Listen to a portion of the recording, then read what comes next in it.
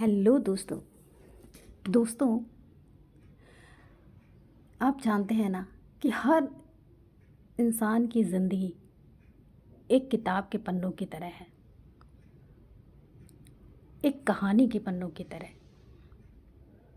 जिस तरीके से कहानी आगे बढ़ती चली जाती है, पर पढ़ने वाले को ये नहीं पता होता कि वो कहानी आगे क्या मोड़ लेगी। ये सिर्फ़ और सिर्फ़ वो लिखने वाला जानता है, जिसने उस किताब को लिखा होता है। उसी तरह हम इंसानों की ज़िंदगी भी है। आगे कौन सा पन्ना हमारी ज़िंदगी में क्या मोड़ लेकर आएगा, ये हम में से कोई नहीं जानता। जानता है तो सिर्फ हमारी ज़िंदगी को लिखने वाला वो खुदा, जो कहीं पहले से ही सब कुछ निश्चित कर चुका होता है कि हमारी ज़िंदगी में क्या होने वाला है। बस हम सब उससे अनजान होते हैं। तो चलिए दोस्तों, आज मैं आपके सामने एक ऐसी लड़की की कहानी लेकर आई हूँ, जिसके पेजेस यानी कहानी के पेज जितने लिखे हैं, जितने उसने जिए हैं, वो मैं आपके सामने रख रही हूँ। आगे क्या उसकी ज़िंदगी में होगा, ये तो वो भी नहीं जानती। तो चलिए हम उतने ही कहानी के पेज उसके पढ़ते हैं। ये कहानी है सपना की। सपना हर तरीके से बेहतर, सुंदर नैन नक्श वाली, संस्कारी, अपने माता पिता की तीनों बेटियों में मंझली बेटी। उसका व्यवहार ऐसा कि कोई भी उससे आकर्षित हुए बिना नहीं रह सकता। उसका रूप ऐसा कि कोई कभी उसे ठुकरा नहीं सकता। अपने माता पिता की 3 ही बेटियां, पर तीनों किसी बेटे से कम नहीं, और हर पल कोशिश में लगी रहने वाली कि अपने आप को अपने माता पिता का बेटा बनकर दिखाएंगी।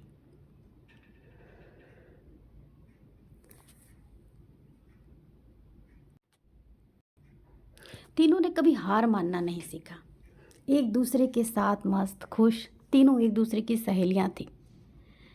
तीनों की ज़िंदगी आगे क्या मोड़ लेने वाली थी, ये तीनों को तो नहीं पता था, पर जो ज़िंदगी वो जी रही थी उससे खुशनुमा उन्हें और कोई ज़िंदगी नहीं लगती थी। अपने आगे हर किसी की ज़िंदगी उनके लिए बेकार थी। सपना पीएचडी होल्डर थी। उसकी बड़ी बहन अच्छी कंपनी जॉब कर रही थी। छोटी बहन भी डिप्लोमा करके आगे बढ़ने की कोशिश में लगी थी। तीनों बहनें अपने सपनों को पूरा करना चाहती थी, कुछ बनकर दिखाना चाहती थी, माता पिता के लिए खड़े होना चाहती थी, उनका सहारा बनना चाहती थी।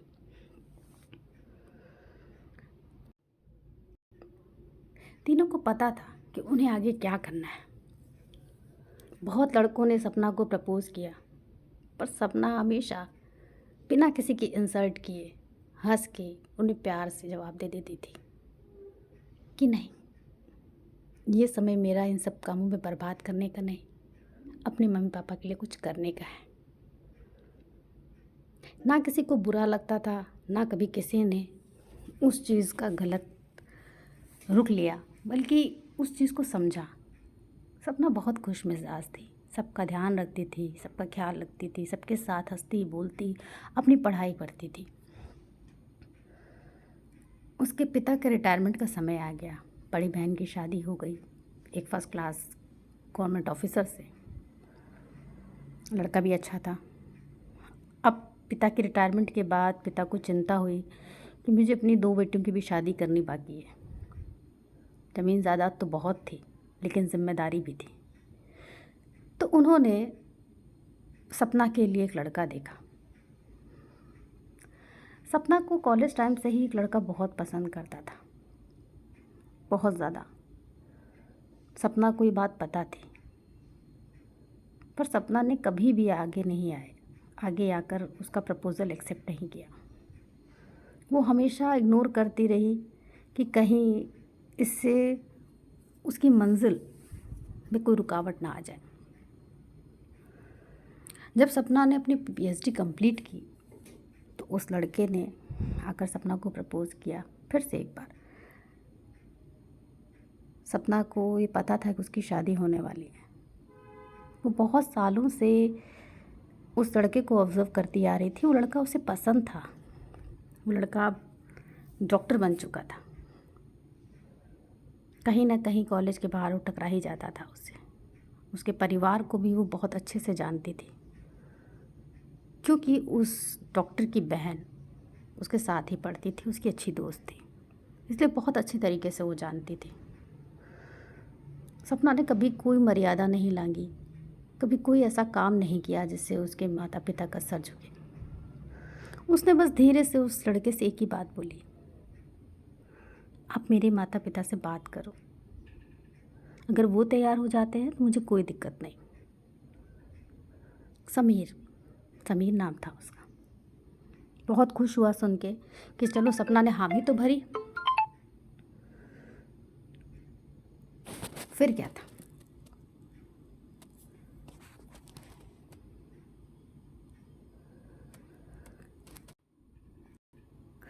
था, समीर भी जानता था बहुत अच्छी तरीके से उसके परिवार को, क्योंकि उसकी बहन की वजह से उसका सपना के घर आना जाना लगा रहता था, और डॉक्टर होने की वजह से उसके पिता की छोटी मोटी बीमारी होने पर वही इलाज कर दिया करता था। संकोच में ही सही पर वो गया और उसके पिता से सपना का हाथ मांगा। उसके पिता उसको पसंद करते थे, पर एक दामाद की हैसियत से नहीं, क्योंकि वो उनकी कास्ट का नहीं था। सपना के पिताजी ने उसे बड़े प्यार से मना कर दिया कि नहीं, हमारी बिरादरी में कोई इस रिश्ते को एक्सेप्ट नहीं करेगा, और मैं कभी किसी के आगे सर नहीं उठा पाऊँगा। चलो कोई बात नहीं, उसे समझ आई ये बात। वो सम्मान करता था, एक अच्छे घर का संस्कारी लड़का था। बेमन ही सही, उसने हालात को एक्सेप्ट किया और वहाँ से चुपचाप चला गया, और कसम खाई कि दोबारा कभी भी सपना की तरफ नहीं देखेगा। लेकिन प्यार तो प्यार होता है। जब जब सपना पे मुसीबत आई वो हमेशा हमेशा उसके साथ खड़ा रहा, एक दोस्त बनकर, एक सहारा बनकर, एक साथी बनकर। सपना के माता पिता ने एक लड़का देखा। लड़का टीचर था, गवर्नमेंट जॉब में था। सपना की शादी उससे कर दी गई। सपना अपना पीएचडी कंप्लीट कर चुकी थी, उसे आगे बढ़ना था, प्रोफेसर बनना था, लेकिन उसने एग्ज़ामिनेशन दिया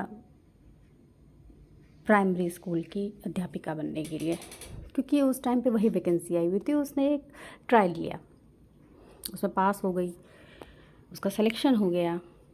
हस्बैंड पहले से ही उसमें कार्यरत था, शिक्षा विभाग में था। तो उसने कहा चलो कोई नहीं, जब तक प्रोफेसर के लिए नहीं आता है एप्लीकेशन तब तक इसी में किया जाता है। और उसने वो जॉब एक्सेप्ट कर ली और दोनों लोग काम करना शुरू कर दिए। इधर जो ससुराल वाले थे वो बहुत गरीबी से ऊपर उठे थे। उनका बेटा, बड़ा बेटा जो था वो इतना लायक नहीं था। यही छोटा बेटा था मनोज, जो कि सरकारी पद पर कार्यरत था। तो माँ की नज़र हमेशा अपने उसी बेटे पर रहती थी कि वही हमारा घर चलाएगा, वही हमें देखेगा। पर इन दोनों की जॉब दूसरे शहर में होने के कारण ये दोनों अलग रूम लेकर रहते थे दूसरे शहर में। माँ को हमेशा चिंता सताती थी कि नई बहू आई है, कि ऐसा ना हो कि सारा पैसा यही रख ले और हमारे पास कुछ हो ही नहीं। माँ शुरू से ही टोने टोटके पे बहुत विश्वास करती थी। स्टार्टिंग में उसने बहू को देखा, बहू से मिली, वो सपना ने बहुत जल्दी दिल जीत लिया था, लेकिन फिर भी उनके अंदर यही था कि कहीं ऐसा ना हो ये मेरे बेटे को मुझसे छीन ले, कहीं ऐसा ना हो इसकी प्रॉपर्टी पे या इसके पैसे पर ये अपना अधिकार जमाना शुरू कर दे, क्योंकि आखिर वो पत्नी है। और इसके लिए मनोज भी कभी मना नहीं करेगा। मनोज सपना से प्यार करता था। माँ को जब कुछ समझ नहीं आया तो उसने सपना पे अत्याचार करना शुरू कर दिया। उसके यहाँ आती, उसके साथ रहती, उसको ज़बरदस्ती बिना बात के परेशान करती रहती, अपने बेटे को भड़काती, जिससे वो मारपीट करता सपना के साथ। जब इससे भी काम नहीं चला तो उसने ये पूरी कोशिश कर ली कि सपना के कोई भी बेटा या ना होने पाए, वो इसे बाहर कर दे। उसने अपनी बड़ी बहू को इस काम में लगाया। बड़ी बहू जो कि भाभी थी मनोज की, लेकिन उसने सारे हथकंडे मनोज को फंसाने में लगा दिए। उसका पति किसी लायक नहीं था, दिमागी रूप से कमज़ोर था। मनोज अच्छा खासा था देखने में भी और काम में भी, अच्छा खासा कमा रहा था। उसको एक सहारा नज़र आया और ऊपर से सास का सपोर्ट भी, तो वो क्यों पीछे रहती। मनोज धीरे धीरे अपने भाभी के करीब आने लग गया।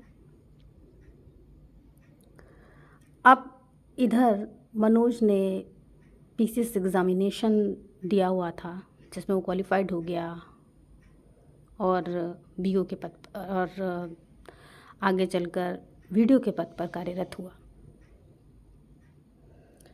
सपना बहुत खुश थी क्योंकि वो प्रेग्नेंट हो चुकी थी और उसे लगा कि जो हमारा आने वाला बच्चा है ये हमारी ज़िंदगी के लिए एक चिराग बनकर आया है जो हमारी ज़िंदगी को रोशन करेगा, और इसके आते ही मेरे पति को प्रोग्रेस मिली है। पर इधर सास, इसका दिमाग खटकना शुरू हो गया कि मेरा बेटा अब अधिकारी बन गया है और अब तो इसके पास बहुत पैसा आएगा और ये सारा पैसा अब इसके बच्चे को मिल जाएगा।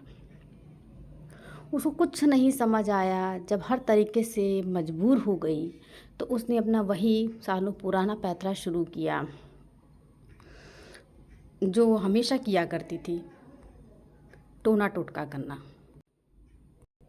उसने पूरी जोर लगा दी कि सपना का जो बच्चा है पेट में उसको वो मार सके। सपना हमेशा डर के साए में जीने लगी। उसने कुछ शक्तियाँ सपना के उस घर पे छोड़ दी जो सपना को हमेशा ये एहसास दिलाती थी कि वो उसके आगे पीछे कहीं हैं। पर सपना हमेशा से एक अच्छी इंसान रही, हमेशा से माता रानी की भक्त रही। उस पर कभी भी वो शक्तियाँ हावी नहीं हो पाई, लेकिन फिर भी उन शक्तियों ने उसके बेटे पे ज़रूर ठेस पहुंची। वो हमेशा डरी सहमी सी रहती थी कि कोई है जो मेरे आसपास है, लेकिन कौन है ये उसको नहीं पता था। पर ये एहसास ज़रूर रहता था कि कुछ तो गलत उसके साथ हो रहा है, कोई चीज़ है जो उसे डरा रही है, कोई चीज़ है जो उसके आसपास घूम रही है।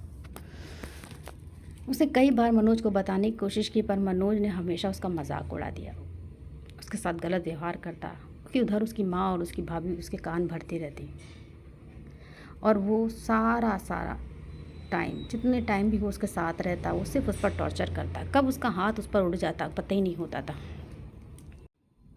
आखिर वो दिन आया जब उसका बच्चा, एक न्यू बॉर्न चाइल्ड, मरा हुआ पैदा हुआ। सपना को हमेशा एहसास होता था कि उसके पेट में समय समय पर दर्द रहता है, समय समय पर उसकी हालत बिगड़ने लगती है। कई बार डॉक्टर्स को दिखाया, लेकिन डॉक्टर्स ने कहा सब कुछ ठीक है, सब नॉर्मल है, कोई दिक्कत नहीं है। लेकिन उसे एहसास होता था कि कोई चीज़ है जो उसे परेशान कर रही है, कोई चीज़ है जो उसे तकलीफ़ दे रही है। वो हमेशा मनोज से शिकायत करती, पर उसके बदले उसे सिर्फ मार मिलती। आखिर उसका बच्चा नहीं बचा।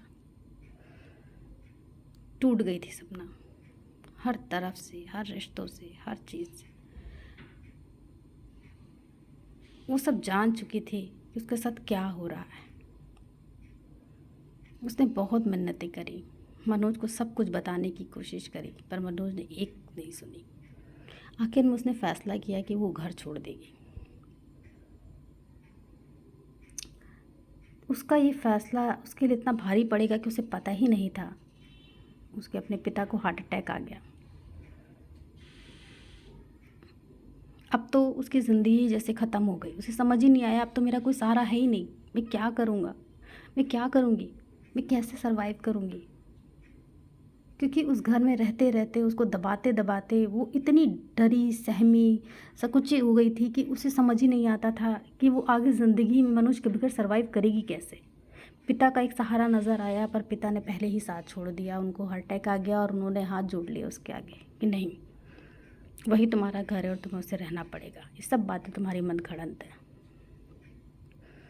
सपना जानते हुए भी मजबूर हो चुके थे, उसके पास कोई ऑप्शन नहीं था। दिन बीतते गए, वो हर रोज़ पिटती गई। एक बार फिर उसके पेट में बच्चा आया।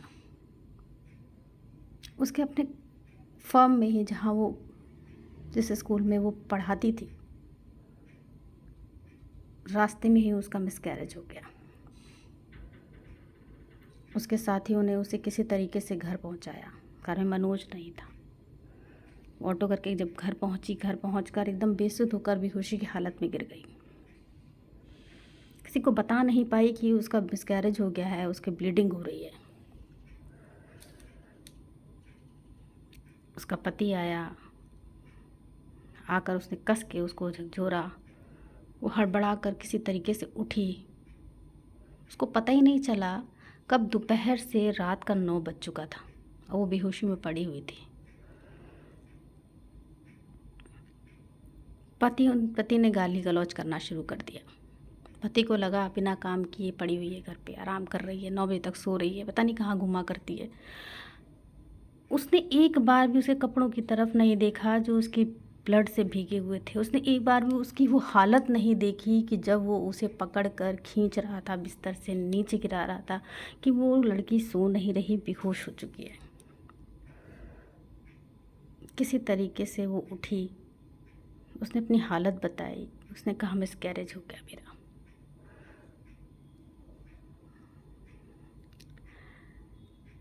पति उठा कर ले गया और जाकर हॉस्पिटल में एडमिट कराया, क्योंकि वो बेहोश हो चुकी थी। बोलकर हॉस्पिटल से वापस आई तो उसे आराम करने की जगह पति ने बोला कि मैं भूखा हूँ, चलो खाना बनाओ।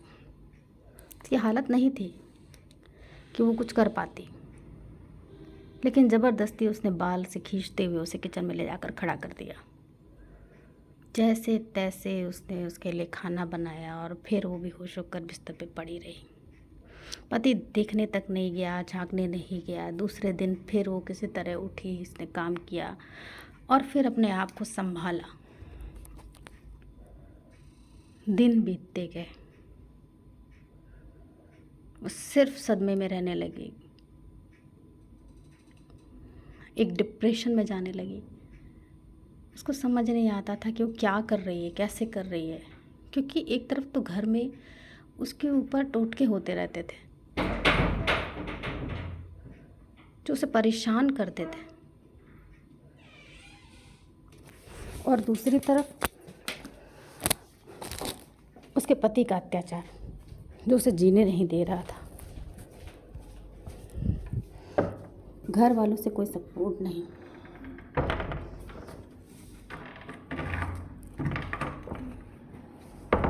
मुझे समझ ही नहीं आ रहा था कि आखिर वो करे तो करे क्या।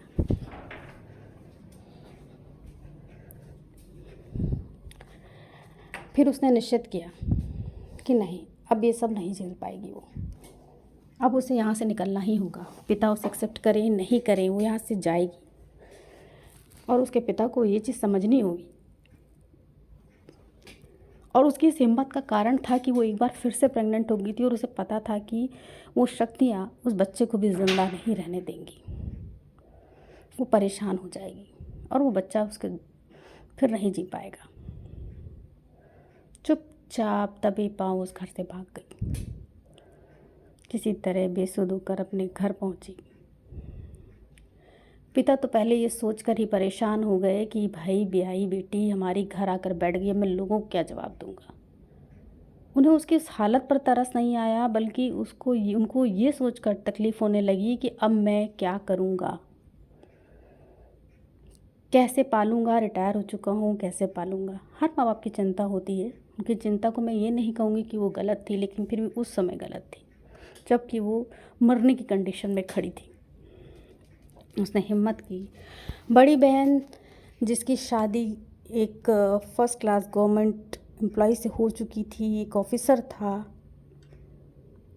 ए ग्रेड का, उसने अपने ससुराल ना जाकर उस घर में डेरा जमा लिया था, क्योंकि उसके पति ने उसे पहला फैसला दिया था कि भाई इतनी प्रॉपर्टी है, तीनों बहनें हैं, साथ दोनों बहनें तुम्हारी प्रॉपर्टी सब हथिया लेंगी। तो वो अपना ससुराल छोड़ के पति पत्नी बच्चा सब पायके आकर बैठ गए थे।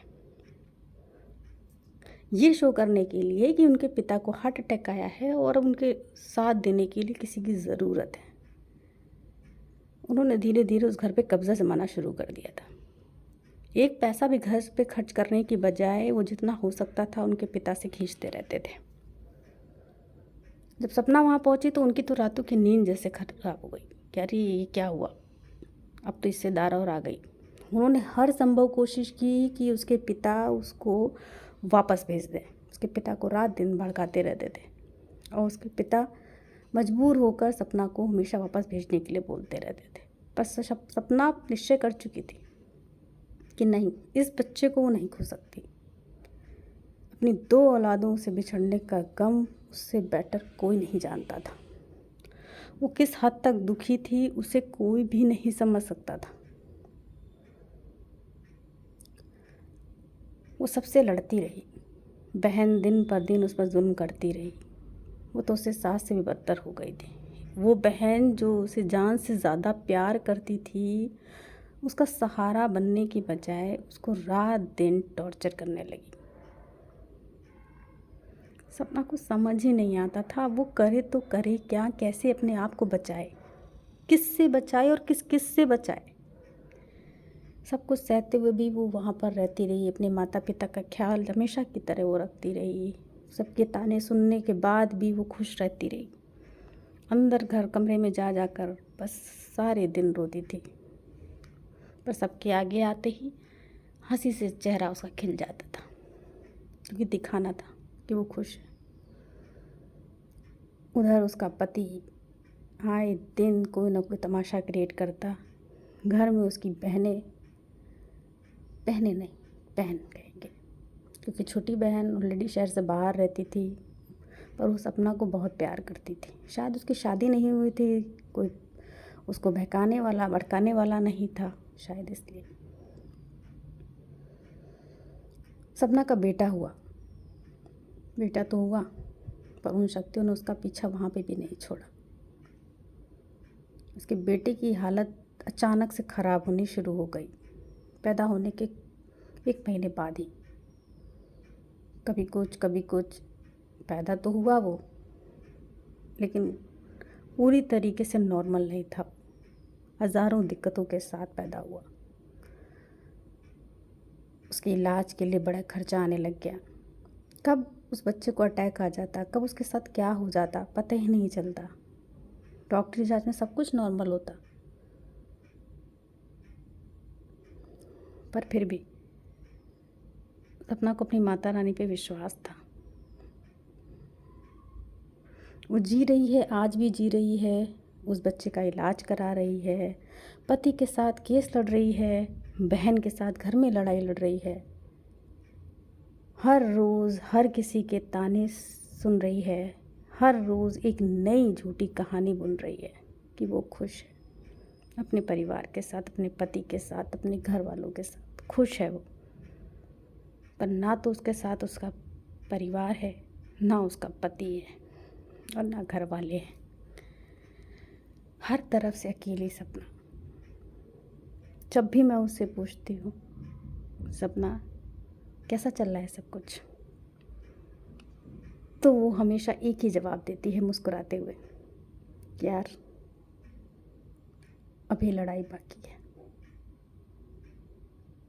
और उसके वो शब्द मेरे दिल को छू जाते हैं। सच में इसकी अभी लड़ाई बाकी है, अपनों के साथ, अपनी किस्मत के साथ। दोस्तों, सपना की ज़िंदगी में आगे क्या होगा ये तो वो भी नहीं जानती, लेकिन हाँ ये ज़रूर पता है कि जिस तरह वो आज तक अपनी लड़ाई जीतती आई है, ये आगे लड़ाई ज़रूर जीतेगी। तो चलिए नेक्स्ट वीडियो में एक नई कहानी के साथ मिलते हैं। तब तक के लिए बाय बाय।